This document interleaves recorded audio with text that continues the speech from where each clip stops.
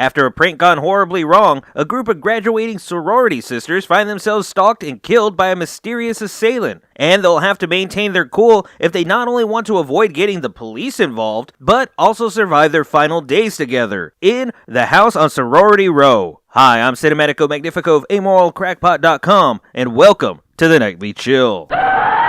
Released during the flood of sequels and other Me Too slasher movies that flooded cinemas in the wake of the immensely popular Friday the 13th, The House on Sorority Row, written and directed by Mark Grossman, is a respectable but flawed bit of horror. Aside from the then still fairly novel premise of a group of guilt-ridden young adults being haunted and hunted by some specter that knows their darkest secret, the setting of a sorority house in an upscale neighborhood located by an upscale college campus not only opens up a lot of possibilities, but hammers home a message that so many horror films of the era were keen on delivering. Anyone can be a victim. The ambiance and vulnerability is amped up to 11. There's a persistent sense of uneasiness between the music, the angles used to give an almost claustrophobic feel, despite the titular house being so unbelievably spacious, and the natural-ish performances and dialogue from the actresses. The movie is incredibly moody even when it isn't trying to be. It always feels as if something is bound to go wrong at any given moment. That all said, the movie feels incredibly safe, not just formulaic, but adverse to trying anything that might better warrant its R rating. Despite some fun characters and a fairly interesting story and plot, especially for an 80s slasher movie, the kills are either a snore or so obstructed from view that they may as well have been done off screen. Honestly, if it weren't for a few key moments, the movie would be easily mistaken for a bit of drama or thriller than some attempt to capitalize on the 80s horror boom.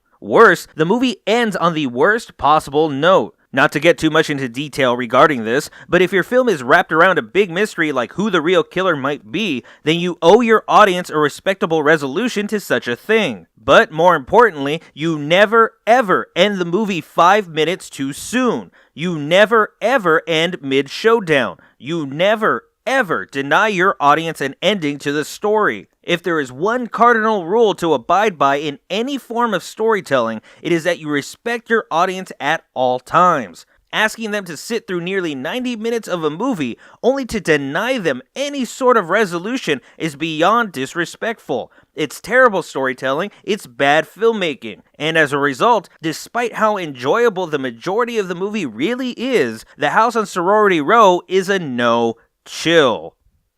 That's going to do it for us tonight on the Nightly Chill. If you enjoyed this video, be sure to like, subscribe, and follow, and also be sure to leave me any questions, comments, suggestions for future reviews, and maybe even discuss today's movie at greater length.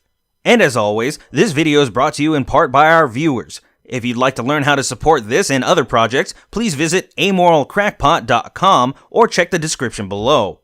But until next time, y'all need to make like a tree and get out of here.